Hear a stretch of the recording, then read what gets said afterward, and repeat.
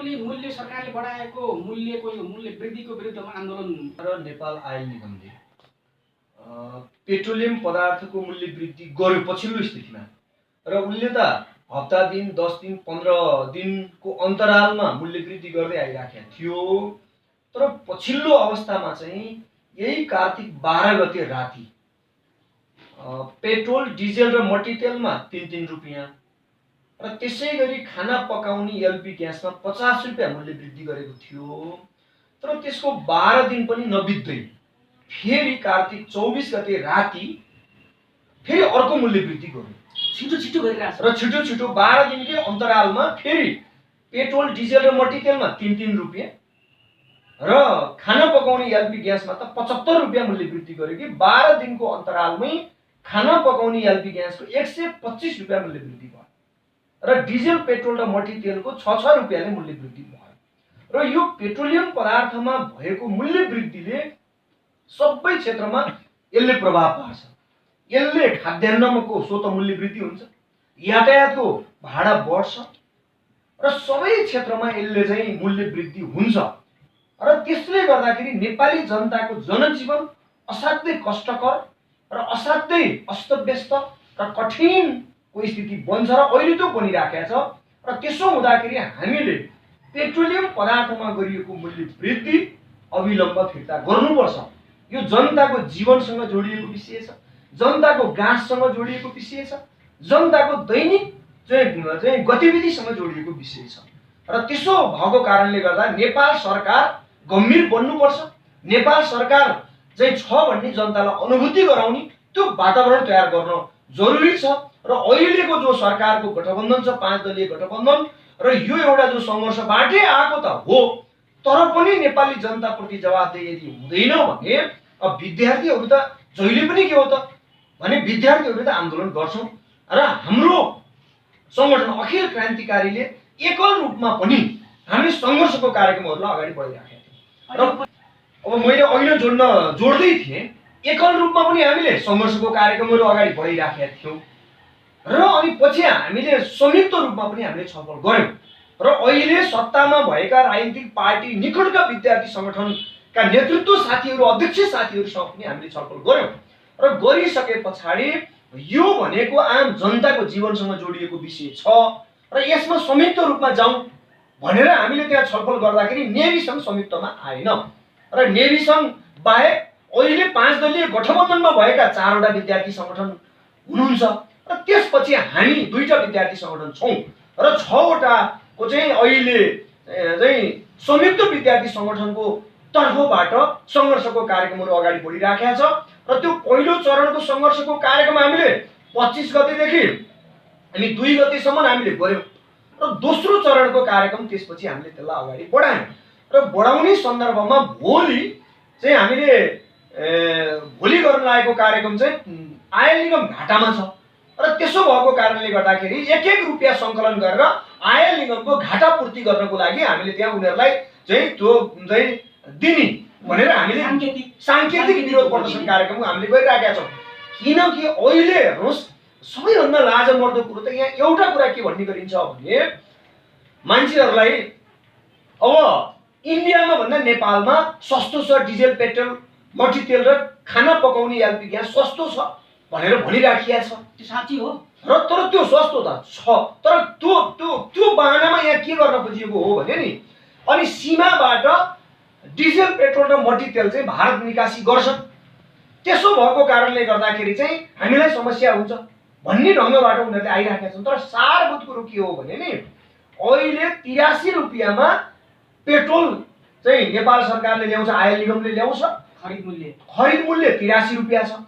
83 रुपैयाँमा 57 रुपैयाँ चाहिँ कर लगाएको छ र आज 136 रुपैयाँ पेट्रोलको मूल्य गर्दाखेरि पनि 17 रुपैयाँ 58 पैसा घाटा छ भनेर पेट्रोलको चाहिँ मूल्य चाहिँ त्यति देखाइराखेको छ। त्यसैगरी डिजेलको 82 रुपैयाँ पर्छ तर 119 रुपैयाँमा बेच्दाखेरि पनि घाटा परिराखेको छ भनेर उनीहरूले भनिराखेका छन्। यसको कारण कहाँनिर हो भने सामान्य कुरा ल्याएर जनताको दैनिक जीवनसँग जोडिएको जो आधारभूत कुराहरू छन् र यसलाई चाहिँ तपाईको चाहिँ ढाकछोप गर्ने जो काम गरिराखेका छ र हामीले त्यो कुरो प्रष्ट ढंगले भनेका छौं सरकार छ भन्ने अनुभूति नेपाल सरकारले दिलाओस् र यदि तपाईको त्यो गतिविधि हुँदैन, त्यो खालको चाहिँ पेट्रोलियम पदार्थको मूल्य वृद्धि फिर्ता हुँदैन, सरकार गम्भीर बन्दैन नेपाली जनताप्रति भने हामी त अब सङ्घर्षको कार्यक्रम यो मूल्य वृद्धि फिर्ता नहुँदासम्म निरन्तर सङ्घर्षको कार्यक्रमलाई हामी अगाडि बढाउँछौँ। अखिल क्रान्तिकारीले अगाडि बढाउँछ, त्यसै गरी संयुक्त विद्यार्थी सङ्गठनले यसलाई अगाडि बढाउँछ भनेर हामीले त्यो चाहिँ प्रतिबद्धता सहित हामी अगाडि बढिराखेका छौँ। र अहिले पछिल्लो स्थितिमा हामीले केही नेतृत्व कमरेडहरूलाई पनि भेट्यौँ र जसरी सीपी गजुरेललाई भेट्यौँ र त्यसै गरी नेत्रविक्रम चन्द विप्लवलाई भेट्यौँ र दुर्गा पौडेललाई भेट्यौँ र माधव कुमार नेपाललाई भेट्यौँ, कृष्णबहादुर महरालाई भेट्यौँ र अब प्रधानमन्त्रीलाई भेट्ने र अर्थमन्त्रीलाई भेट्ने हामीले चाहिँ यो ढङ्गले चाहिँ कार्यक्रम भेटेर के कुरा राख्नु हामीले राख्यौँ। नेपाली जनताको ढाड सेक्ने गरेर जुन मूल्य वृद्धि भएको छ यो मूल्य वृद्धि अविलम्ब फिर्ता गरियोस्, एक नम्बर। दोस्रो नम्बर, अहिले प्रशोधित जो चाहिँ इन्डियन आयल कर्पोरेसन आइओसी बाट प्रशोधित तेल मात्रै ल्याउने जो भारतको एकाधिकार छ, एकाधिकारलाई तोड्ने त्यो खालको चाहिँ आँट गरोस् र त्यसै गरी अरू मुलुकहरूसँग पनि पारवान सन्धि गरोस् र यतिसम्म कि कच्चा तेल पनि ल्याउने गरेर पारवान सन्धि होस्। र तेस्रो कुरो भनेको अब यसको विकल्प दिन जरुरी छ र विकल्प के हो नि त? हामीले सधैँ यसरी चाहिँ यो समस्याको चाहिँ हल त हुँदैन। त्यसो भइसकेपछि यसको विकल्प दिने सन्दर्भमा पनि अहिले चाहिँ राजनीतिक दलहरू गम्भीर बनुन्, नेताहरू गम्भीर बनुन् र बन्न जरुरी छ। यो तपाईहरुले गर्नुहोस् भनेर हामीले उहाँहरूलाई भन्यौं। उहाँहरूले के भन्नुभयो तपाईले? र उहाँहरूले के भन्नु भएको छ भने यो पेट्रोलियम पदार्थको मूल्य वृद्धि नघटिकन त सुखै छैन र त्यसको निम्ति हामी आफ्नो ठाउँबाट र आफ्नो पार्टीको तर्फबाट हामी सशक्त ढङ्गले भूमिका निर्वाह गर्न हामी तयार छौँ। तपाईहरुले सञ्चालन गर्नुभएको आन्दोलन सही छ, ठिक छ र यो मूल्य वृद्धि जुन भएको छ यसले आम जनतालाई मार पारेको कुरो साँचो हो र यो घटाउनको निम्ति हामी सशक्त भूमिका निर्वाह गर्छौँ र हामी त्यो पहल कदमी गर्छौँ र घटाउने सन्दर्भमा हामीले के चाहिँ त्यहाँ भूमिका निर्वाह गर्नुपर्ने हुन्छ त्यो सबै भूमिका निर्वाह गर्न तयार छौँ र हामी तपाईहरुको साथमा छौँ, हामी तपाईहरुसँगै छौँ र हामीले तपाईहरुले उठाएको मुद्दामा हाम्रो पूर्ण रूपमा साथ र समर्थन छ भनेर उहाँहरूले भन्नुभयो। उहाँहरूले त्यो भन्नुभयो। तपाईले नेवी संघले चाहिँ यसमा सहभागी भएन आन्दोलनमा भन्नुभयो, उसको माओवादी सरकारमा भयो होला। अन्य संगठनहरूले सत्ताधारी पार्टीका नेताहरूसँग भेटघाटको कुरा जस्तो तपाईँले गजुरको कुरा गर्नुभयो, त्यसपछि विपक्षी कुरा गर्नुभयो, सत्ताभन्दा बाहिर रहनुभयो, उहाँहरू मार्फत दबाब दिने कुरा त भयो कि, तर सत्तामा रहेका नेताहरूसँग भेटघाटको के छ? हो, एकदम तपाईले एकदम सही प्रश्न उठाउनु भयो। हामीले बाहिर रहेकाहरूलाई चाहिँ दबाब चाहिँ त्यहाँ चाहिँ सिर्जना गराउनको निम्ति तपाईहरुले पनि बाहिर भयो नि पहल गरौँ भनेर हामीले उहाँहरूलाई भन्यौँ। दबाबको लागि भन्यौँ।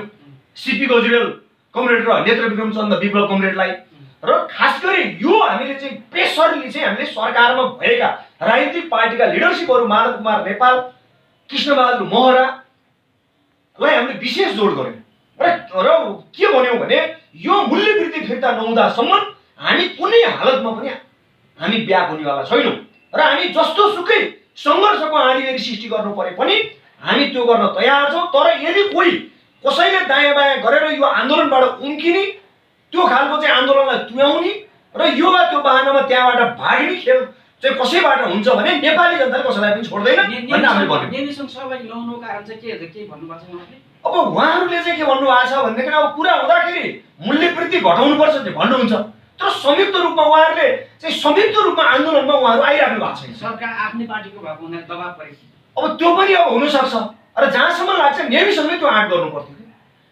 विद्यार्थी सङ्गठन भनेको स्थायी प्रतिपक्षी सङ्गठन हो, त्यो चाहिँ सत्तामा भएको विद्यार्थी सङ्गठन भए तापनि उसको भूमिका भनेको त खबरदारी गर्ने हो नि त। सशक्त पार्टी सरकारमा भए पनि खबरदारी गर्ने हो, सरकारका गलत क्रियाकलापको विरुद्धमा त आउनु पर्थ्यो, सङ्घर्ष गर्नु पर्थ्यो र त्यहाँ चाहिँ सडकमा आउनु पर्दैन। किनकि यो त आम जनताको जनजीवनसँग उसको दैनिकीसँग उसको चाहिँ हरेक चाहिँ व्यवहारसँग जोडिने विषय भयो नि त। यो त सामान्य विषय होइन नि। आज महँगी हेर्नुहोस् त, खाने तेलको त्यत्तिकै मूल्य वृद्धि भएको छ, खाद्यान्नको त्यत्तिकै मूल्य वृद्धि छ, लत्ता कपडाको त्यत्तिकै मूल्य वृद्धि भएको छ, हरेक चिजमा मूल्य वृद्धि भएको छ। मान्छे बाँच्न नसक्ने स्थिति पैदा भएको छ। तर सरकारको काम के छ चाहिँ यहाँ लोकतन्त्र भनेको छ, लुटतन्त्र मचाउने काम मात्रै भइरहेको छ। अहिले दूरदराजका गाउँ बस्तीहरूमा सरकार छ भन्ने अनुभूति छैन नि त। आज चाहिँ तपाईँको चाहिँ कसैलाई चाहिँ तपाईँको सरकार छ भन्ने अनुभूति नै छैन।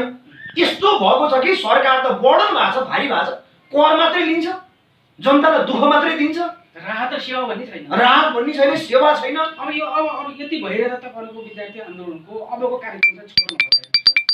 अब हामीले भोलिसम्म दोस्रो चरणको कार्यक्रमको सेड्युल छ। त्यसपछि हामी संयुक्त विद्यार्थी सङ्गठनको बैठक बस्छौँ र बैठक बसेर थप सङ्घर्षको कार्यक्रमहरूलाई सशक्त बनाएर लैजान्छौँ र कसैलाई पनि यहाँबाट छुट्टिने चाहिँ अब कोही आँट गर्दैन भन्ने लाग्छ। र संयुक्त विद्यार्थी सङ्गठनको आन्दोलन सशक्त बनाउनुको अर्को विकल्प छैन र यदि अरू तयार भएनन् भने हामी एक्लै भए पनि मूल्यवृद्धि फिर्ता नहुँदासम्म हाम्रो सङ्घर्ष निरन्तर जारी रहन्छ र यसलाई थप सशक्त बनाएर हामी अगाडि लैजान्छौँ। अब यो मूल्यवृद्धि सालमा कम्युनिस्ट पार्टीहरूको जुन खालको टुटफुट विभाजन हुँदै यहाँसम्म आइपुग्दाखेरि अब अहिले वास्तवमा नेपाली जनताले जे अपेक्षा गरेका थिए, नेपाली जनताको जे चाहना थियो त्यो पुरा हुन सकेन। र कम्युनिस्ट आन्दोलनकै सन्दर्भमा जब 2006 सालमा कम्युनिस्ट पार्टीको स्थापना भएर अगाडि बढिसके पछाडि विभिन्न आरो अवरोहहरू त्यहाँ आए र त्यो आरो अवरोह आउँदै गर्दाखेरि झापा विद्रोह भयो। त्यसै गरी चाहिँ 2052 साल फागुन 1 गते तत्कालीन नेकपा माओवादी पार्टीको नेतृत्वमा सशस्त्र जनयुद्ध भयो। 10 वर्षसम्म जनयुद्ध चल्यो। त्यो जनयुद्ध सुरु गर्दाको प्रतिबद्धता यो मुलुकमा आमूल परिवर्तन नहुँदासम्म, जनताका आधारभूत आवश्यकता पुरा नहुँदासम्म, राष्ट्रियता, जनजीविका र जनतन्त्रको सुनिश्चित नहुँदासम्म र खास गरी भन्ने नै नेपालमा नयाँ जनवादी क्रान्ति सम्पन्न नहुँदासम्म हामीले उठाएको हतियार बिसाउने छैनौँ, ताकि हाम्रो शरीरमा एक थोपा रगत र एक मुठी सास रहन्जेलसम्म पनि हामी निरन्तर लडिरहन्छौँ भनेर प्रतिबद्धता गरे। तर विडम्बना के भइदियो, जसले क्रान्तिको नेतृत्व गरेका थिए, जसले 10 वर्षको महान जनयुद्धको नेतृत्व गरेका थिए, प्रचण्ड कमरेड, तर उहाँ क्रान्तिको नायक हुनुहुन्थ्यो, तर आफै उहाँ चाहिँ क्रान्तिको खलनायकमा बदलिनुभयो। ताकि उहाँ त यस्तो स्थितिमा पुग्नुभयो कि पुरै संसदीय व्यवस्थाको विरुद्ध होइन हतियार उठाएको, संसदीय व्यवस्थाको विरुद्ध होइन सङ्घर्ष गरेको, सबै प्रकारको उत्पीडनको विरुद्ध होइन हतियार उठाएको, शोषण दमनको विरुद्धमा होइन चाहिँ त्यति बेला जनयुद्ध सुरु गरे। तर त्यो पुरा भयो, त्यो पुरा भएन। पुरा नहुँदै पुरै फेरि चाहिँ संसदीय भाषमा उहाँ चाहिँ भाषिन पुग्नुभयो, संसदीय व्यवस्थामा फर्किनु, ताकि के तपाईँको प्रतिक्रान्तिको खलनायक, प्रतिक्रान्तिको नायक क्रान्तिको खलनायकमा बदलिनु भयो कि उहाँ त तिनै दलालहरूको नायक बन्नुभयो कि पछि त तस्कर र भ्रष्टहरूको नायक बन्नुभयो हो। त्यसो भएको कारणले गर्दाखेरि अब हेर्नुहोस् पछिल्लो स्थितिमा जनताको जनजीवन दिन प्रतिदिन चाहिँ सहज हुने भन्दा पनि जटिल बन्दै गयो। र त्यो किन भयो त भन्दा क्रान्ति तुल्याउने काम हो नि त। क्रान्तिलाई चाहिँ क्रान्तिकै नेताले क्रान्तिलाई सिद्ध्याउने काम गर्नु हो। त्यसले गर्दाखेरि त्यहाँ समस्या पैदा भयो। अहिले लोकतन्त्र भनियो तर वास्तवमा लुटतन्त्र मचाइराखेको छ। वास्तवमा चाहिँ तपाईँको अराजक तन्त्र छ, भद्रगोल छ, अस्थिरता छ, अस्तव्यस्तता छ। जसले जति लुटे पनि हो नि, जसले जति भ्रष्टाचार गरे पनि हो नि, जनता त्यो एउटा गरिब जनता, उत्पीडित जनता, जो मान्छेले खान पाइराखेको छैन, उसैलाई चाहिँ सबै चिज उसै, नियम पनि उसैलाई लाग्ने, कानुन पनि उसैलाई लाग्ने, सबै चाहिँ तपाईँको मारमा उही मात्रै पर्नु पर्ने, नेताहरूलाई सबै चिज प्राप्त हुने, तर जनताको जीवन कष्टकर हुने। कस्तो विडम्बना हो। यस्तै चाहिँ गणतन्त्रको लागि चाहिँ जनयुद्ध लडे हो। ती चाहिँ 14,000 भन्दा बढीको चाहिँ रगत यसकै लागि चाहिँ बहेको, हजारौं बेपत्ता घाइते अङ्गभङ्ग यसकै लागि भएको। यो त होइन नि, यसको लागि त थिएन नि त। राज्यको आमूल परिवर्तनको लागि थियो, तर त्यो राज्यको आमूल परिवर्तन हुन सकेन। जनताको जीवन सुनिश्चित हुन सकेन, जनताले अधिकार प्राप्त गर्न सकेनन् हो। त्यसो भएको कारणले गर्दाखेरि अब फेरि चाहिँ नेपाली जनताहरूले कम्युनिस्ट आन्दोलनका चाहिँ जो पक्षपातीहरूले, आमूल परिवर्तनका पक्षपातीहरूले अब विद्रोहलाई सङ्गठित गर्न जरुरी छ, अब आन्दोलनलाई सङ्गठित गर्न जरुरी छ, अब नयाँ ढङ्गले क्रान्तिकारीहरूलाई एकताबद्ध गर्न जरुरी छ। र साँच्चै जनताको आशा अपेक्षा लामो समयदेखिको चाहिँ जनताको चाहना हो नेपालमा नयाँ जनवादी राज्य व्यवस्था स्थापना गर्नु। अब के छ यो सडक कुरा चाहिँ राजनीतिक वैचारिक कुरा मिल्नुपर्छ, सैद्धान्तिक वैचारिक पक्ष मिल्नुपर्छ। कुनै लहरमा भएको एकताले अर्थ हुन्न। र अर्को कुरो एकता के को निम्ति भन्ने प्रश्न हुन्छ। एकता जनताको अधिकारको निम्ति हुनुपर्छ, एकता मुलुकको सार्वभौमिकताको निम्ति हुनुपर्छ, राष्ट्रिय स्वाधीनताको निम्ति पक्षमा हुनुपर्छ, जनजीविकाको निम्ति हुनुपर्छ, जनतन्त्रको निम्ति हुनुपर्छ। तर लुटेर खानको निम्ति एकताको अर्थ छैन। सडक सङ्घर्षमा रहेका पार्टीका लिडरहरूले अहिले तपाईँले भन्नुभएकै कुरा भनिराख्नु भएको छ, तर पनि अहिले जनताको जो इच्छा अपेक्षा र चाहना, जुन खालको व्यथिति छ, जुन खालको विकृति विसङ्गति छ, अराजकता छ, अस्तव्यस्तता छ, भद्रगोलता छ, यसको विकल्प एउटा सशक्त कम्युनिस्ट पार्टी बनोस् र चाहिँ एउटा विकल्प बनोस् भन्ने जनताको चाहना छ। र चाहिँ त्यो शक्तिशाली होस् र यहाँका सबै प्रकारका समस्याहरूको अन्त्य गरोस् भन्ने जनताको त्यो चाहना छ। तपाईँ एकजना चाहिँ युवा नेतृत्व भएको हिसाबले अगाडिको नेतृत्व गर्न चाहिँ के अब नयाँ ढङ्गले आन्दोलन अगाडि बढाउन जरुरी छ। त्यसको लागि कम्युनिस्ट क्रान्तिकारीहरूको एकता जरुरी छ। र त्यसले गर्दा पार्टीहरू बीचको, क्रान्तिकारी पार्टीहरूको बीचको सैद्धान्तिक वैचारिक पक्ष मिल्नेहरूको बीचमा पार्टी एकता गर्ने र जो चाहिँ क्रान्तिकारीहरू व्यक्तिहरू हुनुहुन्छ तर विभिन्न ठाउँमा छरिएर रहेका जो व्यक्तिहरू हुनुहुन्छ उहाँहरूलाई चाहिँ ध्रुवीकरण गर्ने र कम्युनिस्ट पार्टीलाई एउटा साँच्चै सशक्त, मजबुत, एउटा सुदृढ बनाउने र आन्दोलनलाई नयाँ ढङ्गले अगाडि लैजाने, ताकि आम जनतालाई त्यो आन्दोलनमा, त्यो विद्रोहमा, त्यो सङ्घर्षमा जनतालाई त्यहाँ चाहिँ सहभागी गराउने र यो मुलुकका सबै प्रकारका व्यथिति, विकृति, विसङ्गति, अराजकता र यहाँका दलाल, तस्कर र भ्रष्टहरूका चाहिँ जुन खालका चाहिँ यिनीहरूका मोनोपोली छन्, यिनीहरूका एकाधिकार छन्, यसलाई ध्वस्त गरिदिने। यो पछिल्लो चरणमा तपाईँले भनेको कुरालाई तपाईँले जुन व्यक्ति पार्टीको रणनीतिक संयुक्त मोर्चा बनेको थियो र केही हामीले कार्यक्रमहरू पनि गर्यौँ र त्यो एउटा राम्रो पक्ष रह्यो।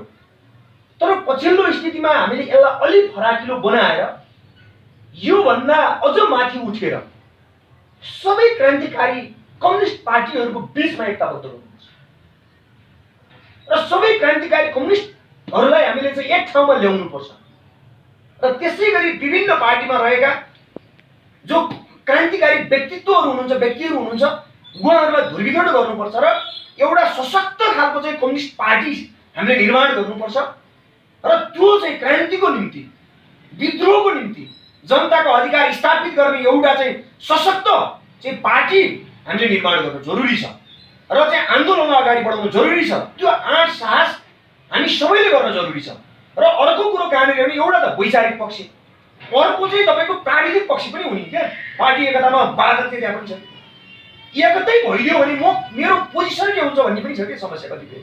यसलाई चाहिँ अन्त्य गर्नुपर्छ। हेर्नुहोस्, नेताहरू आफ्नो स्थान के हो, त्यो नेताहरूले चाहिँ के हो भने यसले पनि यो नमिल्नुमा एउटा कारण चाहिँ यो बनिरहेको छ। होइन, यो चाहिँ किनभने बाहिर चाहिँ सैद्धान्तिक वैचारिक पक्ष चाहिँ भनिराख्ने, तर कतिपय सन्दर्भमा चाहिँ तपाईँको प्राविधिक कुरो के मेरो हिस्सा के हुन्छ भन्ने बोर्डबाट पनि ठिक आउँछ। जिम्मेवारी हो, जिम्मेवारी, मेरो हैसियत के हुने भन्ने यो चिजलाई त तपाईँको अरूलाई भन्नलाई चाहिँ जिम्मेवारीको सन्दर्भमा चाहिँ तपाईँको यसो गर्नुहुन्न भन्ने, तर मेरो स्थान कहाँ हुन्छ भन्ने विषय पनि यो पनि समस्या रहेछ। हो, यो पनि समस्या हुँदो रहेछ। मुख्य त सैद्धान्तिक वैचारिक पक्ष त हो, तर सैद्धान्तिक वैचारिक पक्ष मिलिसके पछाडि पनि साङ्गठनिक सन्दर्भमा पनि कतिपय चाहिँ आफ्नो हैसियत चाहिँ तपाईँको चाहिँ के हुने भन्नेले पनि गाँट्दो रहेछ क्या। एउटा चाहिँ भन्नु तपाईँ त्यो चाहिँ आँट गर्नुपर्छ क्या। मुख्य त मेरो हैसियत के हुने भन्दा पनि क्रान्ति हुन्छ कि हुन्न भन्ने ढङ्गले सोच्नु पर्यो। त्यो एङ्गलबाट सोच्नु हो, त्यो ढङ्गबाट सोच्नु पर्यो नि त। तपाईँको जनताको अधिकार स्थापित हुन्छ कि हुन्न भन्ने ढङ्गबाट सोच्नु पर्यो नि। आफ्नो हैसियत भन्दा पनि मुख्य त्यहाँ माथि उठ्नुपर्छ नि।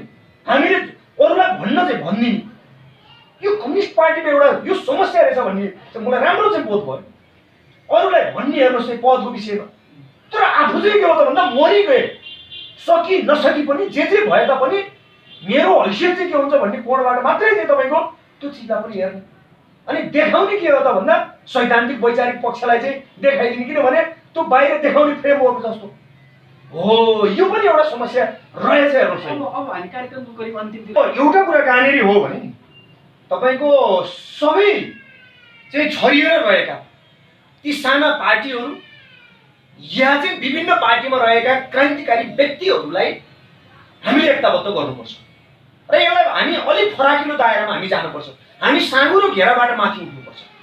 क्रान्ति गर्ने कुरा छ, त्यहाँ कुनै चाहिँ व्यक्ति विशेषको कुरा त होइन। यहाँ त क्रान्ति गर्नको निम्ति त तपाईँको चाहिँ हामीले अलिकति खुल्ला दिमागले हामी सोच्नुपर्छ, फराकिलो दिमागले सोच्नुपर्छ र चाहिँ सबै क्रान्तिकारीहरूलाई हामीले एकताबद्ध गर्नुपर्छ। त्यसलाई मोर्चाबन्दी गर्नुपर्छ। किन नगर्ने? तपाईँको चाहिँ 4 दलीय होइन, 5, 7, 8, 10 चाहिँ तपाईँको चाहिँ त्यो त किनभने क्रान्ति गर्नको निम्ति ऊ जब तयार भएर आउँछ, क्रान्ति गर्नको लागि ऊ प्रतिबद्ध छ भने त त्यो चाहिँ सैद्धान्तिक वैचारिक पक्ष मिलेर आउँछ भने पार्टी एकता गरेर के आपतको कुरा। र त्यसै गरी क्रान्ति गर्नको निम्ति आउँछन् भने त क्रान्ति कुनै व्यक्ति विशेषको कुरा त होइन नि त। आमूल परिवर्तन भने त आम जनताको निम्ति, राष्ट्रको निम्ति गर्ने कुरा हो नि। म त्यसमा चाहिँ सहभागी भएर भूमिका निर्वाह गर्छु भन्नेहरूलाई बारबन्दी गर्नुपर्ने कारण के छ? त्यो जरुरी नै छ नि बारबन्दी गर्नुपर्ने त। उहाँहरूलाई त ल्याउने हो नि त क्रान्तिमा, सबै आउनेहरूलाई त क्रान्तिमा त समाहित गर्ने हो, आन्दोलनमा ल्याउने हो र चाहिँ कम्युनिस्टहरूको बिचको कम्युनिस्टको क्रान्तिकारी एकता गर्ने, एकताबद्ध गर्ने। त्यसै गरी जसको एजेन्डा मिल्नेहरूलाई पनि कार्यगत एकता गर्ने हो। अनि नै आन्दोलनलाई हामीले एउटा ढङ्गले लान सक्छौँ। तर अनि भन्न चाहिँ एउटा कुरा भन्ने, तर अर्को काम गरेर त हुँदैन नि त। तपाईँको अहिले हेर्नुहोस् त एमसिसीको विषय कति जटिल चाहिँ तपाईँको चाहिँ यहाँ अस्ति मात्रै पनि डोनाल्ड लू जो चाहिँ अमेरिकी विदेश सहायक मन्त्री चाहिँ तपाईँको यहाँ आएर चाहिँ एउटा चाहिँ समय सीमा दिएर गएका छन्। अब सरकारमा भएका राजनीतिक पार्टीहरू चाहिँ पुरै चाहिँ नतमस्तक जस्तो भएको स्थिति छ। हेर्नुहोस् अब एमसिसीको विरुद्ध यो त राष्ट्रवाद विषय छ। यो विषय पनि मैले अघि छुट्याउँछु। यो अब एमसिसी विरुद्धको त विद्यार्थी सङ्गठनहरू यसमा कति सहमत होला नहोला नि एउटा पाटो रह्यो। तर हामीले के हो त भन्दा यसमा सहमत हुने जति जो एमसिसीको विरुद्धमा उनीहरू आन्दोलित हुन उनीहरू तयार छन्, उनीहरूलाई राष्ट्रियताको आन्दोलन हो नि यो हाम्रो मात्रै आन्दोलन भन्ने कुरा त हुन नि त। राष्ट्रियताको पक्षमा जो चाहिँ तयार भएर चाहिँ प्रतिबद्धका साथ चाहिँ तपाईँको चाहिँ त्यहाँ जोडिएर त्यहाँ चाहिँ मोर्चाबन्दी गरेर लड्न तयार हुन्छन्, उनीहरूलाई किन नजोड्ने? आन्दोलनलाई किन सशक्त नबनाउने? पहिला त मुलुक त रहनु पर्यो, राष्ट्रियताको सुरक्षा गर्नु परेन हो। त्यसो भएको कारणले अहिले हामीले राष्ट्रियता, जनतन्त्र, जनजीविका सबै मुद्दाहरूलाई हामीले जोडेर लैराखेका छौँ। तर त्यही हो कार्यगत एकता भनेको चाहिँ तपाईँको कुन एजेन्डा, कुन मुद्दा कोसँग मिल्छ उसँग जोडेर लाने हो। तर पार्टी एकता भनेको चाहिँ तपाईँको त्यो रणनीतिक विषय हुन्छ हो। त्यसो भएको कारणले गर्दाखेरि चाहिँ त्यसका सैद्धान्तिक वैचारिक पक्ष मिल्नु पर्यो। मुख्य पक्ष त त्यही भइहाल्यो। र अर्को कुरो चाहिँ कहाँनिर हो भने त्यहाँ चाहिँ त्यो साङ्गठनिक विषयमा, प्राविधिक विषयमा पनि अनावश्यक माथापच्चिसी गर्नुहुन्न क्या। आन्दोलन भनेको त कसैको चाहिँ तपाईँको प्याओ पनि होइन, कसैले चाहिँ तपाईँको चाहिँ त्यो चाहिँ कुनै व्यक्ति विशेषको कुरा पनि होइन। त्यो त आन्दोलन भने त एउटा क्रान्ति भने त क्रान्ति हो नि। त्यो त किनभने क्रान्ति भइदियो भने जसले नेतृत्व गरेको के चाहिँ आपत्ति मान्नु पर्यो? क्रान्ति हुनु पर्यो होइन, जनताको अधिकार स्थापित हुनुपर्ने कुरा होइन हो। त्यसो भएको कारणले गर्दाखेरि तर हामीलाई अब छुट्टै छैन। हेर्नुहोस् राष्ट्रियता, जनतन्त्र, जनजीविकाको पक्षमा आवाज बुलन्द गर्न हामीले गर्नै पर्छ। नगरिकन हामीलाई छुट छैन। यो सँगै एमसिसी विरुद्धमा रहेका एमसिसीको विरुद्धमा आउनेहरूलाई त नजोड्ने कुरै हुँदैन। किन नजोडिँदै? जो राष्ट्रियताको पक्षमा आउँछ, एमसिसीको विरुद्धमा आउँछ। तपाईँ हेर्नुहोस् तपाईँको 50 करोड अमेरिकी डलरमा सिङ्गो मुलुकलाई चाहिँ तपाईँको विदेशीको चाहिँ गुलाम बनाउन पाइन्छ? अनि यो कुनै एउटा स्वाभिमानी नेपालीलाई त्यो स्वीकार्य हुन्छ? यो त कदापि हुँदैन नि हो। त्यसो भएको कारणले गर्दाखेरि एमसिसीको विपक्षमा आउनलाई त हामी जोडेर लैजान्छौँ। हेर्नुहोस् है, उनलाई कार्यगत एकतामा त्यो एजेन्डा मिल्नेलाई किन नजोड्ने थिए?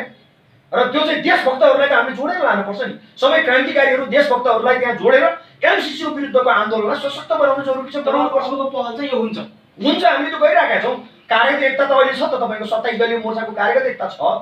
हाम्रो चाहिँ तपाईँको चाहिँ नेकपा क्रान्तिकारी माओवादी पार्टी, देशभक्त जनगणतान्त्रिक मोर्चा लगायतको छ त हो। त्यसो हुँदाखेरि चाहिँ हामीले के हो भने अब कम्युनिस्ट आन्दोलनलाई एकताबद्ध जरुरी छ भन्ने चाहिँ आम चाहिँ तपाईँको जनताको पनि त्यो ढङ्गले चाहिँ सुझावहरू पनि आइरहेका छ। कतिपयले त भन्नुहुन्छ अब क्रान्तिकारी आन्दोलनलाई एकताबद्ध गर्न जरुरी छ र यहाँका चाहिँ सबै प्रकारको विकृति विसङ्गतिको अन्त्य जरुरी छ। त्यस कारणले गर्दा अति भयो। अब मान्छेहरूले यो सुझाव दिइरहेका छन्। अनि हामी चाहिँ यो विषयमा गम्भीर पनि किन त्यो अनुसारको सुझाव अनुसारको कार्यक्रम बनाएर हो। हामीले त्यो बनाउनै पर्छ। हामीलाई छुट छैन। हेर्नुहोस् है, हामीले तपाईँको चाहिँ राष्ट्रप्रति, जनताप्रति हामी जवाफदेही हुने किन हुन्छ? इतिहासमा चाहिँ इतिहासको कठघरामा त्यो प्रश्नको जवाब मैले पनि दिनुपर्छ, तपाईँले पनि दिनुपर्छ, अर्को एउटा नागरिकले पनि दिनु पर्दैन। उसको दायित्व होइन त्यो हो। त्यसो भएको कारणले गर्दाखेरि इतिहासको कठघरामा उभिएर हामी सबैले चाहिँ हाम्रो जवाफ दिन जरुरी छ, हामीले दिनुपर्छ र हामीले त्यो पहल लिनुपर्छ। त्यो राष्ट्रियताको सन्दर्भमा, जनजीविकाको सन्दर्भमा, जनतन्त्रको सन्दर्भमा हामीले पहल लिनुपर्छ र हामीले यो मुलुकलाई यस्तो सुन्दर मुलुक आज हामी कुरूपताको जीवन जिउन हामी बाध्य विवश छौँ। आज शिक्षा र स्वास्थ्य क्षेत्र भन्नुहुन्छ भने माफियाहरूको कब्जामा पुगेको छ। पुरै दलाल तस्कर र भ्रष्टहरूको बिक्री छ। हेर्नुहोस् है, सबैतिर चाहिँ सङ्कट छ। मुलुकको स्थिति चाहिँ तपाईँको फेलियर स्टेटतिर मुलुक जाने खतरा बढेर गइरहेको छ। राज्य असफल हुने अवस्था राज्य असफल हुने अवस्थामा पुगिसकेको छ। अब पनि हामी गम्भीर भएन भने नि के हुन्छ अभिगत मुलुकको? यत्रो प्राकृतिक सुन्दरता छ अनि हाम्रा युवा नौजवानहरूलाई विदेश पठाएर रेमिट्यान्सले चाहिँ अनि हाम्रो चाहिँ आफ्ना स्वार्थ पुरा गर्ने यस्तो सपनाले हुन्छ? त्यो विदेशीले बाध्य भएको युवाहरूलाई अब स्वदेशमै चाहिँ आउने वातावरण तयार गर्नुपर्छ, विद्रोहमा आउने वातावरण तयार गर्नुपर्छ, सङ्घर्षमा आउने वातावरण तयार गर्नुपर्छ। उनीहरूलाई सङ्घर्षमा हुनुपर्छ। अधिकार मागेर त पाइँदैन नि, अधिकार त खोसेर लिने हो नि, अधिकार कब्जा गरेर लिने हो नि। आधारभूत आवश्यकताको परिपूर्ति राज्यले गर्नुपर्छ। आज गाउँ बस्तीमा राज्य छ भन्ने अनुभूति छ जनतालाई? छ जनताले अनुभूति गर्न पाएछ? के अनुभूति गर्छ भन्दा राज्यले त लुट्ने मात्रै गर्छ भन्ने त्यही अनुभूति होइन। जेमा पनि कर लगाइदिएछ। हेर्नुहोस् है, कति ठाउँमा कर तिर्ने हो। आज चाहिँ तपाईँको सिंहदरबारको अधिकार गाउँ गाउँ भने हो नि। आज वास्तवमा सिंहदरबारको भ्रष्टाचार होइन गाउँ गाउँ पुगेको भने त्यहाँ चाहिँ के हुन्छ? तपाईँ बेचबिखन हेर्नुहोस् त, यो संसदीय राज्य व्यवस्था कस्तो अचम्मको छ। अब हेर्नुहोस्, यहाँ पुग्ने भनेको दलाल तस्कर भ्रष्ट र ठेकेदारहरू मात्रै गाउँ पुग्ने। गाउँ सबै ठाउँमा, तल गाउँदेखि वडादेखि चाहिँ यो चाहिँ प्रतिनिधि सभासम्म। किन त भन्दा जोसँग पैसा छ चुनाव त उसैले जित्छ नि यो व्यवस्थामा। पैसाको प्रतिस्पर्धा हो। पैसाको प्रतिस्पर्धा हो नि। त्यहाँ कुनै विचारको, कुनै योजनाको, कुनै चाहिँ कार्यक्रमको, कुनै उसको भिजनको, कुनै उसको चाहिँ तपाईँको विद्युतताको त्यहाँ प्रतिस्पर्धा हुन्छ। त्यहाँ पैसा कसले बढी खर्च गर्न सक्छ, कसले पैसाको खोलो बगाउन सक्छ, उसैले चुनाव जित्छ। बढी पैसाको खोलो बगाउने हो। त्यसो भएको हुँदाखेरि व्यस्त समयको बावजुद पनि हामीसँग हाम्रो विश्व आदरणीय दाजुभाइ तथा दिदीबहिनीहरू समक्ष जो पुर्याउने एउटा अवसर दिनुभयो र त्यसो हुँदाखेरि हामी निरन्तर रूपमा यो मुलुकको अहिलेको विकृति विसङ्गतिको विरुद्ध हामी निरन्तर आन्दोलित छौँ, सङ्घर्षमा छौँ। सबैको हामीले साथ सहयोगको अपेक्षा राखेका छौँ। यो मुलुकलाई सुन्दर, स्वाधीन, समुन्नत मुलुकको रूपमा स्थापित गर्न जरुरी छ। त्यसमा सबैको साथ सहयोग र भूमिकाको चाहिँ जरुरी हुन्छ। त्यो हामीले अपेक्षा राखेका छौँ र अधिकार मागेर पाइँदैन, अधिकार खोसेर लिनुपर्छ र आमूल परिवर्तनको निम्ति सबै हामी एकताबद्ध भएर सबै हामी चाहिँ आन्दोलनमा सङ्घर्षमा आउनु जरुरी छ र त्यसको लागि म सबैलाई आग्रह गर्दै हाम्रो जो विषयवस्तु राख्ने अवसर दिनुभयो त्यसको लागि धेरै धेरै धन्यवाद।